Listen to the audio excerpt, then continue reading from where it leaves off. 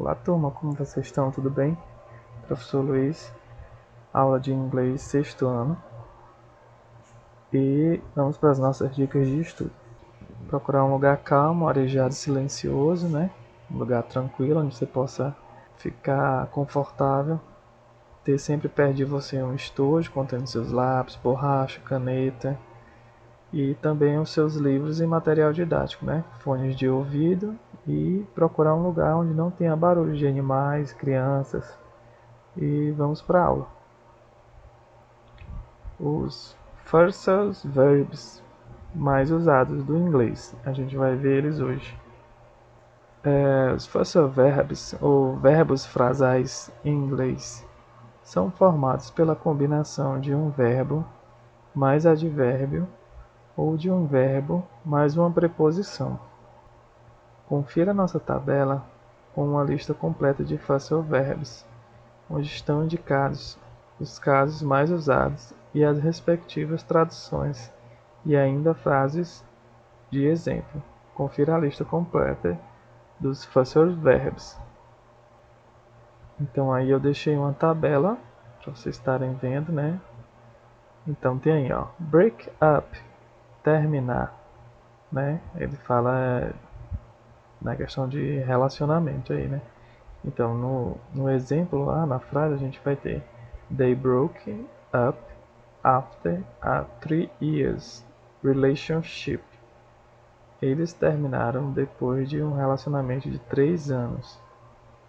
Né? Então tem aí o break up, que no contexto está como terminar, né? E ele faz referência a relacionamento. No segundo exemplo a gente vai ter come back, voltar. She come back from Brazil in May. Ela voltou do Brasil em maio. Né? Então, come back vai ser voltar. O figure out, entender. O nosso exemplo ficou after her phone call, a figure out what was happening, né? Depois do telefonema dela, entendi o que tinha acontecido. Então, a gente vai ter aí que o figure out é entender. Find out, descobrir, né? Find out. She found out the truth when she read the message. Ela descobriu a verdade quando leu a mensagem.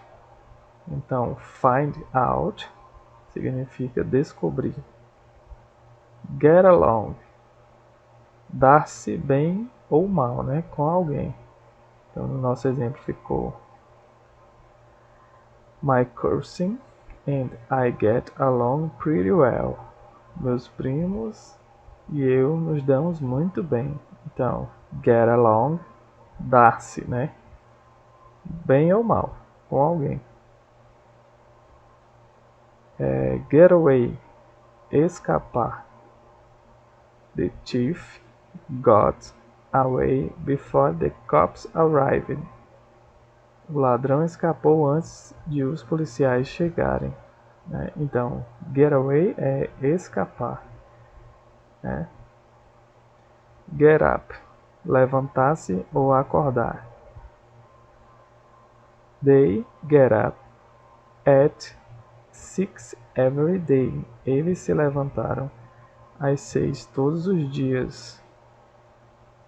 Give up ou give up, né? Desistir. We gave up, né? Ou we give up traveling when we saw our account balance. Desistimos de viajar quando vimos o saldo da nossa conta. Então, give up, desistir. Go on, continuar, né? She can't go on overprotecting her daughter. Ela não pode continuar protegendo demais a filha, né? Então, go on, continuar.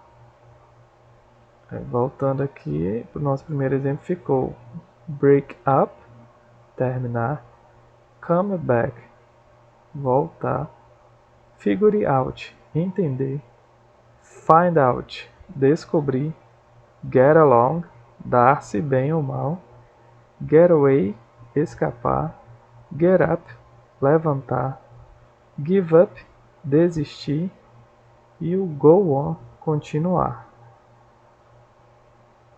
Um fato muito importante sobre os pursuit verbs está relacionado com seus respectivos significados. Ao se deparar com algum conteúdo onde contém os pursuit verbs, não tente traduzi-los literalmente. Observe que o significado desse tipo de verbo, na maioria das vezes, não está relacionado com o seu sentido do verbo, do advérbio ou da preposição. Enquanto elementos isolados, a tradução de um pursuit verbs deve ser interpretada como um todo, e não isoladamente. De uma forma, não fará qualquer sentido. Então, quando vocês fazem as traduções, que vocês se depararem com um pursuit verb, vocês não podem traduzir ele literalmente. Ele tem que estar numa frase, em um determinado contexto, para poder ter um significado. Aí tem um exemplo, A gente está vendo na foto, tem uma mãe e duas garotas aí, ó. She preferred to stay home and look after the kids. Ela preferiu ficar em casa e tomar conta das crianças, To stay home and look after the kids. She preferred. Ela preferiu ficar em casa e tomar conta das crianças. To look, olhar, after, depois ou após. To look after, tomar conta, cuidar. Então, aqui a gente vê que to look seria olhar, after, depois ou após. Mas se eles estiverem juntos, eles tomam outro tipo de significado. Então, o to look, olhar, e o after, depois ou após, se torna o to look after, que é tomar conta ou cuidar.